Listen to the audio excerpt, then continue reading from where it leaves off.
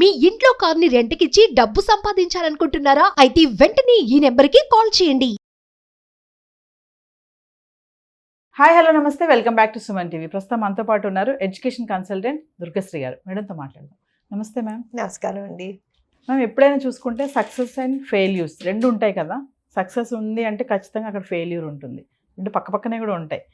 మనం ఇప్పుడు student oriented concept తీసుకుంటే ఫెయిల్ అయిన స్టూడెంట్స్ని పట్టించుకోకపోతే, వాళ్ళపైన ఇంట్రెస్ట్ పెట్టకపోతే వచ్చే ప్రాబ్లమ్స్ ఏముంటాయి? చాలామంది మనం చూస్తూనే ఉంటాం, క్లాస్ రూమ్లో కానీ వాడు సరిగ్గా చదవట్లేదు అంటే గో బ్యాక్ అంటారు, లాస్ట్ బెంచ్లో కూర్చోబెడతారు. వాళ్ళపైన ఫోకస్ తక్కువ ఉంటుంది, ఫ్రంట్ బెంచ్లో బాగా చదివే వాళ్ళపైన ఫోకస్ ఎక్కువ చేస్తారు. మరి వాళ్ళని నెగ్లెక్ట్ చేస్తే వచ్చేటటువంటి ప్రాబ్లమ్స్ ఎలా ఉంటాయి? దీని మీద ఈరోజు మా వ్యూవర్స్కి మీరేం చెప్తారు? Failure is a part of life అండి. ఓకే, మనం ప్రతి చోట సక్సెస్ అనేది చూడలేం కదా. అదే స్కూల్ టీచరు పిల్లల్ని వెనకాల కూర్చోబెడతారు కదా, ఆవిడేంటి జీవితాంతం సక్సెస్ అయినా కాదు కదా. ఎక్కడో ఒక చోట మనిషి అన్న తర్వాత ఫెయిల్యూర్ అనేది మనము అవాయిడ్ చేయలేం. దాన్ని మనము ఎక్నాలెడ్జ్ చేయాలి. ఓకే, నేను ఇప్పుడు ఫెయిల్ అయ్యాను కదా, నేను ఫెయిల్ అయ్యాను అంటే ఎందుకు ఫెయిల్ అయ్యాను? ఫస్ట్ థింగ్, పిల్లలు నేను ఫెయిల్ అయ్యాను అంటే నేను ఎందుకు ఫెయిల్ అయ్యాను, నేను ఏం చెయ్యాలి అనేది కదా. దాని ముందరే టీచర్ నువ్వు ఫెయిల్యూర్ విరా, నువ్వు వెళ్ళి వెనకాల కూర్చో, నువ్వు బయట కూర్చో, ఇంటికి రాగానే తల్లిదండ్రులు కూడాను నువ్వు ఫెయిల్ అయిపోయావా ఏంటి, నేను ట్యూషన్ పంపిస్తున్నా ఇది అది అని కాదు. ఫస్ట్ థింగ్, ఎందుకు ఫెయిల్ అయ్యారు, మనం ఎందుకు ఫెయిల్ అయ్యాము అని ఆ పిల్లవాడికి అర్థం కాకపోతే అది అక్కడే ఉండిపోతుంది. అది అర్థమయ్యేటట్టు చేయగలిగే టాలెంట్ టీచర్ కన్నా ఉంటుంది, పేరెంట్స్ కన్నా ఉంటుంది కదా. ఫస్ట్ అది ఎక్నాలెడ్జ్ చేయాలి మనం. అందరి పిల్లలు అన్నిట్లో గొప్పగా ఏమి ఉండలేరు కదా. సో అది ఎందుకు, ఏమైంది అక్కడ, అది ఇంట్లో అయిందా, కాన్సెప్ట్ అర్థం కాలేదా, ఏంటి అవ్వలేదు, ఫస్ట్ ఆ రీజనింగ్ చేయండి. ఫెయిల్ అయ్యాడు, ఓకే పక్కకు పెట్టండి, ఫస్ట్ అది ఎక్నాలెడ్జ్ చేయండి. సెకండ్ థింగ్, ఇక్కడి నుంచి ఏం చేయాలి. ఓకే, ఇప్పుడు పిల్లవాడు మ్యాథ్లో ఫెయిల్ అయ్యాడు, ముగ్గురు హెల్ప్ చేయగలరు. ఫస్ట్ నాకు నేనేం చెయ్యాలి అని అబ్బాయి అనుకోవాలి. పేరెంట్స్ నుంచి ఏం హెల్ప్ కావాలి అబ్బాయికి తెలియాలి. స్కూల్ ఎలా హెల్ప్ చేయగలరు అంటే టీచర్స్ ఎలా హెల్ప్ చేయగలరు అని మూడే కాన్సెప్ట్. ఒక పిల్లవాడు స్కూల్లో ఫెయిల్ అయ్యాడు అంటే ఇవి మూడు మనకి అవసరం ఉంటాయి. Same thing applies for any employee also. ఇప్పుడు నేను ఫెయిల్ అయ్యాను ఆఫీస్లో, నేను ప్రాజెక్ట్ కంప్లీట్ చేయలేకపోయాను, అది కూడా ఫెయిల్యూర్.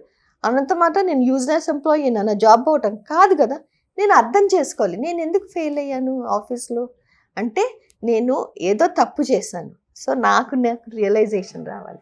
దాని తర్వాత నా కొలీగ్స్ని అడగాలి, నా బాస్ని అడగాలి. సేమ్ థింగ్, నా కొలీగ్స్ ఇంట్లో ఎవరు, నా పేరెంట్స్. నా బాస్ ఎవరు, మా టీచర్ గారు. సో ఈ ముగ్గురు ట్రయాంగిల్ కలిసి పనిచేయగలిగితే ఎందుకు ఫెయిల్ అయ్యారు, ఎలా ఫెయిల్ అయ్యాడు, నువ్వు ఇంతేనా అనుకుంటాను బయటికి రాగలిగే ఆస్కారం చాలా ఎక్కువ ఉంటుంది.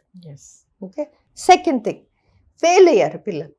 ఓకే, నెక్స్ట్ టైం దాని మీదే, ఇది పిల్లలే కాదు పెద్దవాళ్ళు కాదు ఎవరికన్నా సరే, మనం ఫెయిల్ అయ్యాం, మనం నెక్స్ట్ టైం అదే చేయటానికి స్టార్ట్ చేసినప్పుడు ఇంతకు ముందర చేసినట్టు చేయట్లేదు కదా. Because we are not starting from the scratch.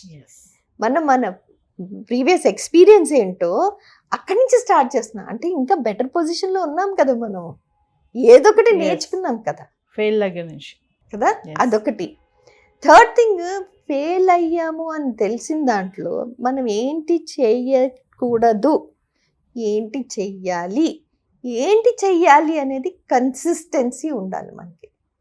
Okay, మళ్ళీ అదే ట్రాప్లో అక్కడికి వెళ్ళి మళ్ళీ అదే తప్పు చేయటం అనేది అది నిజంగా నీ అంతటి నువ్వు బుద్ధి లేకుండా చేసినట్టే ఉంటుంది. నా ఐడియాలో ఏంటంటే it's like you put some garbage in, you will bring out only garbage కదా. నువ్వు వేసేది గార్బేజ్ కాకుండా మంచి కన్స్ట్రక్టివ్గా పేరెంట్స్ టీచర్లు చక్కగా మనకి ఆ ఇన్ఫర్మేషన్ ఇవ్వగలిగితే మనము అది సార్ట్ చేయగలము. ఇంత బుడ్డి పిల్లవాడైనాను ఆఫీస్లో పనిచేసేవాడు అంటారు. మనము సమ్టైమ్స్ అప్పుడప్పుడు రియలైజ్ అవ్వం మనం ఏం తప్పు చేస్తున్నాము. గంటల తరబడి బుక్స్తో కూర్చుంటున్నాడండి మావాడు, ట్యూషన్కి కూడా పంపిస్తున్నాడండి, కాకపోతే అబ్బాయికి పాపకి అర్థం కావట్లేదేమో కదా. అంటే వాళ్ళు వేస్తున్నది ఏంటి, గార్బేజ్ వేస్తున్నారు లోపలికి, గార్బేజ్ వస్తుంది కదా. అంటే ఇన్ఫర్మేషన్ అంతా గందరగోళంగా ఉంది వాళ్ళకి లోపల, గందరగోళంగానే వస్తుంది. సో టీచరు మళ్ళీ కావాలంటే ఎక్స్ప్లెయిన్ చేయండి, స్కూల్ ఎక్స్ట్రా క్లాసెస్ కావాలంటే పెట్టండి. అదేదో రెమీడియల్ లెసన్స్ అంటారు, అదేమి చదువు రాని వాళ్ళకి కాదు, ఎక్స్ట్రా హెల్ప్ కావాలని పెట్టండి. వాడు మొద్దురా, వాడికి అందుకనే ఎక్స్ట్రా పెట్టాము అని కాకుండా ఆ కాన్సెప్ట్లో వాళ్ళకి అర్థం కావట్లేదు, పాజిటివ్గా ఆలోచించండి. So failure is not something అదేదో జీవితం ఎండ్ అయిపోయింది, టనల్ క్లోజ్ అయిపోయింది, నాకు వెలుతురే లేదు ఎండ్ ఆఫ్ ద టనల్ అనుకున్న కాన్సెప్ట్ మాత్రం వద్దు. ఫెయిల్యూర్ ఫైనలీ ఓకే, ఎక్నాలెడ్జ్ చేయండి, ప్రోగ్రెస్ అవ్వండి. అంటే మేడం ఇక్కడ ఎంతమంది పేరెంట్సే కానీ టీచర్సే కానీ ఈ ఫెయిల్ అయిన వాళ్ళని ఎంకరేజ్ చేస్తున్నారు అంటే ఏం చెప్తారు? ఎంకరేజ్ చేస్తున్నారా అసలు ఫెయిల్ అయిన స్టూడెంట్స్ని? అదే బాధాకరం అండి, చాలా బాధ అనిపించేది అక్కడే. ఎందుకంటే పేరెంట్స్కి అంత నాలెడ్జ్ లేదు. టీచర్లు అంటారా, మాకు ఈ టైంలో ఇంత పోర్షన్ కంప్లీట్ చేయాలి, ఈ బుక్స్ కరెక్ట్ చేయాలి, ఆ గోలా ఉంటుంది. కాబట్టి ఎవరు అంత ఫోకస్ చేసి పిల్లలకి చెప్పటం లేదు. అది చాలా బాధాకరమైన ఇష్యూ. అలా నేను అందరినీ జనరలైజ్ చేయలేను, కొంతమంది చేస్తారు, కొంతమంది చేయలేకపోతారు. నాకు అనిపించేది స్కూల్ టీచర్స్ గురించి చెప్పాలి అంటే, అందరూ టీచర్స్ అవ్వగలరా? అవ్వలేరు. మీరు టీచింగ్ ప్రొఫెషన్లోకి వెళ్ళాలంటే there is something, some spark in you. మీరు అంత చక్కగా ఒక ప్రొఫెషన్లోకి వెళ్ళినప్పుడు, అదే టీచింగ్ ప్రొఫెషన్లోకి వెళ్ళినప్పుడు మీ చేతుల్లో ఉంది. మీరు ఎన్ని జీవితాల్ని టచ్ చేయగలరు, ఎంతమందిని ఇన్ఫ్లుయెన్స్ చేయగలరు, ఎంత అదృష్టవంతులో ఆ ప్రొఫెషన్లోకి వెళ్ళగలరండి. అండ్ ఇంకోటి నాకు అనిపించేది ఏంటంటే, వాళ్ళు ఒక టీచర్ నుంచి ఒక ఎడ్యుకేటర్గా డెవలప్ చేసుకోగలరు. అంటే టీచర్ అంటే ఏంటి, నేను నేర్చుకున్నాను, టీచ్ చేశాను, వెళ్ళిపోయాను. ఎడ్యుకేటర్ అంటే ఏంటి, నా స్కూల్ స్టూడెంట్స్ మెంటల్ హెల్త్ ఎలా ఉంది, వాళ్ళు ఫెయిల్ అయితే నేను ఏం చేయగలను, వాళ్ళకి ఎట్లా పుష్ చేయగలను, ఏమేమి ఆస్కారాలు నేను ప్రొవైడ్ చేయగలను, ఇవన్నీ ఆలోచించగలిగితే టీచర్లు ఎడ్యుకేటర్గా ఇలా టర్న్ అవుతారు. అప్పుడు పిల్లలు ఫెయిల్ అయినా సరే నేను ఎలా కోప్ చేసుకోగలను అనేది ఫస్ట్ స్ట్రెంగ్త్ అక్కడి నుంచి వస్తుందండి. పేరెంట్స్ అదే పట్టుకుని ఓకే వాళ్ళు ఫెయిల్ అయ్యావు, so what, that's not end of the world, ఏమైంది, దట్స్ ఓకే, నేను ఫెయిల్ అయ్యాను. నాకు నా 4th క్లాస్లో అండి 4% వచ్చింది హిందీలో. నేను చాలా గొప్పగా ఫీల్ అయిపోయాను. 4 వచ్చినాయి, ఎందుకంటే మా అమ్మ తెలుగు నుంచి హిందీకి మార్చారు. 4 వచ్చినాయి కదా, నాకు చాలా గొప్పగా ఫీల్ అయిపోయాను. అదే మా అమ్మ ఆ రోజు ఏంటిది అని కొట్టింది అనుకో, ఎప్పటికీ రాలేదు. హైదరాబాద్లో ఉంది, హిందీ రాకపోతే ఎట్లా అండి? So I think it's really the matter lies in పిల్లల చేతిలో ఉంది, పేరెంట్స్ చేతిలో ఉంది, అండ్ స్కూల్ చేతిలో. మీరు మార్క్స్ అన్నారు కాబట్టి నాకు ఒకటి గుర్తొచ్చింది మేడం. ఇప్పుడు పేరెంట్స్ ఏంటంటే స్లిప్ టెస్ట్లో కూడా ఫెయిల్ అయితే ఒప్పుకోవట్లేదు. Not only quarterly, half yearly, finally slip టెస్ట్లు ఏదో పెడతారు 15 మార్క్స్కి 20 మార్క్స్కి, దాంట్లో కూడా ఫెయిల్ అయినా ఒప్పుకోవట్లేదు. ఎందుకు ఫెయిల్ అయ్యారా అనేసి కొంచెం ఫేస్ అంతా సీరియస్గా పెట్టేసి అడగడము, వాళ్ళ పిల్లలకి ఆ టైంలో ఏం చెప్పలేక.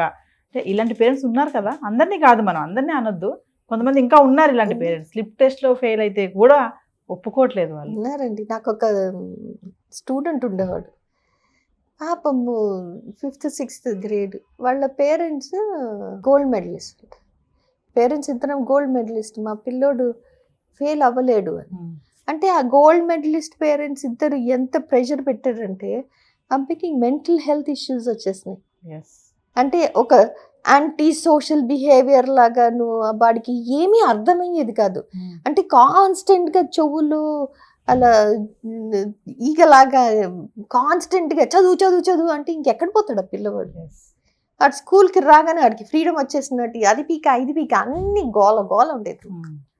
సో నాకు అనిపించింది అది పేరెంట్స్లో చాలా ఉంటుంది. ఈ స్లిప్ టెస్ట్లు ఏంటండి బాబు, చిన్నవే కదా, సో వాట్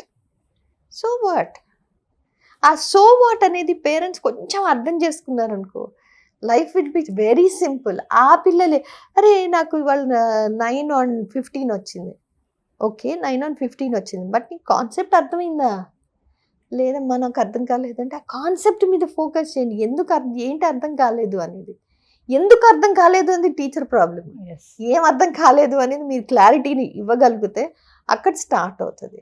బట్ ఈ స్లిప్ టెస్ట్లు ఇవన్నీ గోల్ ఎందుకండి బాబు, వాళ్ళు యూనివర్సిటీకి వచ్చేటప్పటికి ఇవన్నీ 4 తీసుకోవటానికి కూడా పనికిరాదు. ఎస్. సో ఫైనల్లీ మేడం, పేరెంట్స్కి కానీ టీచర్స్కి కానీ ఫెయిల్ అయిన వాళ్ళని కూడా ఎంకరేజ్ చేయాలి, వాళ్ళని పక్కన పెట్టొద్దు అంటే ఏం చెప్తారు వాళ్ళకి? ఫస్ట్ థింగ్ ఆ ఫెయిల్ అనేది బుర్రలోంచి తీసేసేయండి. Okay, fail is not something which needs to be celebrated so big. Failure is the first step towards the next Success. Step కదా. అలా తీసుకుని అక్కడి నుంచి ఏం నేర్చుకోగలిగాము, ఏమి నేర్పించగలిగాము, ఏమి చేయగలిగాము కన్సిస్టెంట్గా, అక్కడి నుంచి స్టార్ట్ చేయండి. ఫెయిల్యూర్ అన్న వర్డ్ తీసేసి, ఆ నెగిటివ్ తీసేసి పాజిటివ్గా ఒక ఫెయిల్ అయ్యావు కదా, వాట్ ఎల్స్. ఎస్. సో అది నా concept. Thank you. Thank you.